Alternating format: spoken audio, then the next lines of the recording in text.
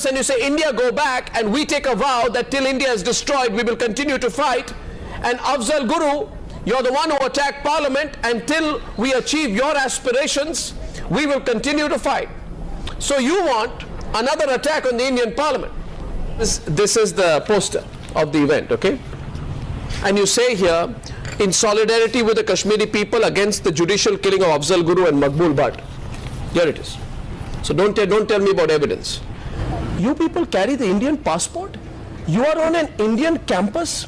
You are the beneficiaries of a subsidized Indian government education. Your education is paid for by the Indian taxpayer. I think you misuse your freedom of expression, and then you say that this is cultural.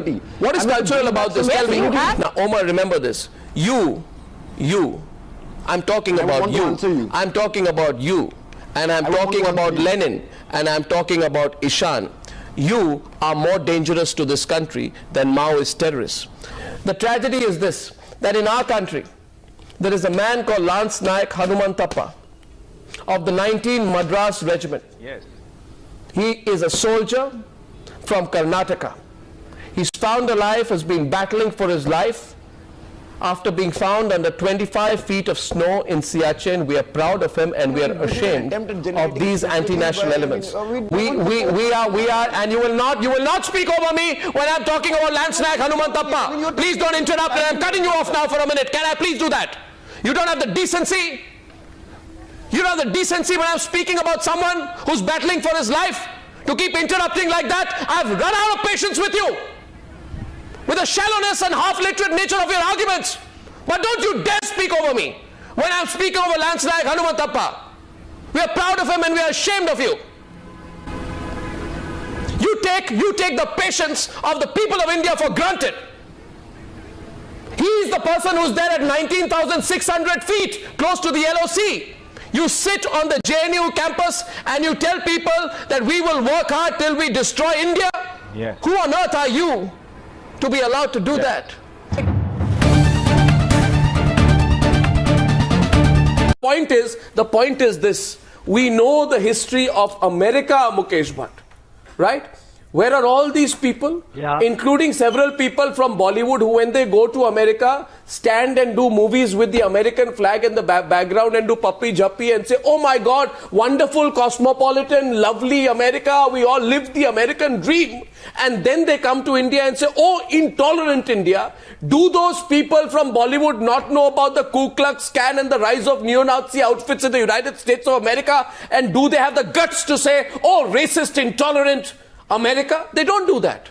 So how do you say, the point that emerges is, how do you spread this message that this is an intolerant country? Is this an intolerant country, Mr. Bhatt? Is this an intolerant country? Who are you to pass a judgment? Relax, Mr. Bhatt. Don't show me your temper on television, okay? No. Okay, don't show me your television temper, okay, Mr. Bhatt? I'm making a point. Nobody has a right to say my country is intolerant. My country is not intolerant. A few fringe groups don't make my country intolerant. A few hotheads don't make my country intolerant. My country is greater than that. We do not cease to be a secular country because we have had some people who are hotheads out there. And I'm asking you tonight again and again, does the presence of neo-Nazi groups and the Ku Klux Klan in America make the whole of America an intolerant country? Answer my question. These vague generalizations have been going on for a long enough time, Mr. Bhatt. I don't say no. Wait. You want unidimensional logic? You're shouting. No. You want unidimensional logic because I question Bollywood. Because I question Bollywood. That's why you don't like it, Mr. Bhatt. I'll speak the truth, Mr. Bhatt, and I can give you point after point to elaborate my argument. I am telling you, Mr. Bhatt, a violence of a few fringe groups does not make my country intolerant. My country is not an intolerant country. My country is a vast country, a diverse country. And I need respect for my country. I will not have my country denigrated a day after day because of the actions of a few fringe groups. I will not allow those stereotypes to define my nation or my nationhood. Mr. Bhatt. Mr. Bhatt, I like the outrage. I like the outrage. This outrage was nowhere to be seen when a section of politicians sought to play politics over Yaqub Mehman's execution, calling it a disappointment. This outrage was nowhere to be seen when there was a lobby seeking to save Afzal Guru from the noose, despite the Supreme Court having sentenced him to death for his role in the 2001 Parliament attack. And let me tell you, Mr. Bhatt, we tolerated all that because we are tolerant.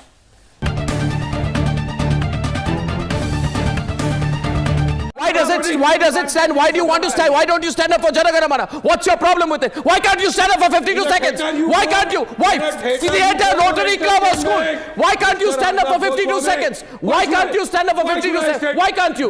Today, because I'll tell you why. Because I'll tell you why. You hear me, then I'll tell you why. Can I tell you why? Can I tell you why? Then you stop, I'll tell you why. I can't shout over you. I'll tell you why. I'll tell you why. I'll tell you why, Mr. Pathan. Don't be an anti-national. Don't be an anti-national. Don't be an anti-national. Can you call me anti-national? Can I say something? I am more nationalist than Then you. I'll tell you why.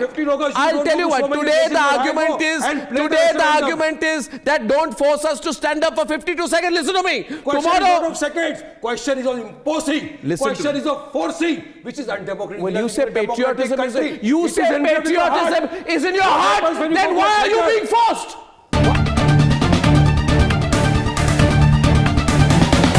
Today, I think what politicians like Ghanshyam are not used to is that they thought they'll enter politics and be treated like some, big lords. In today's, like some rajas. In today's politics, the problem is people like Ghanshyam entered politics and are realizing, we are going to tear you apart. You try to be smart with us, we'll teach you the real thing, okay? You don't represent the country.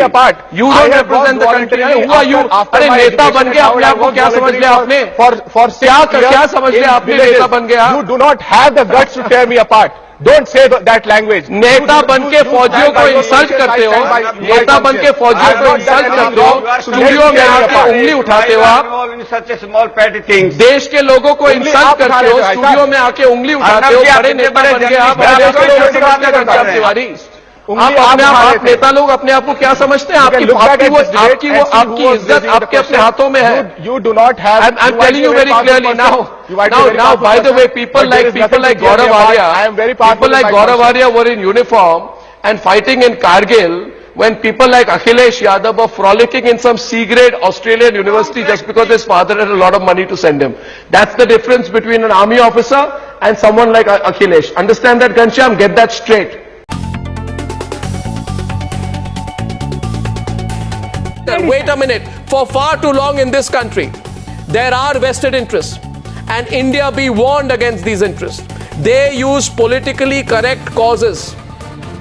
They say we are for ecology, we are for human rights, we are for legal freedoms, we are against the death penalty. They pick up these politically correct causes, but what they're actually pushing for is secessionism.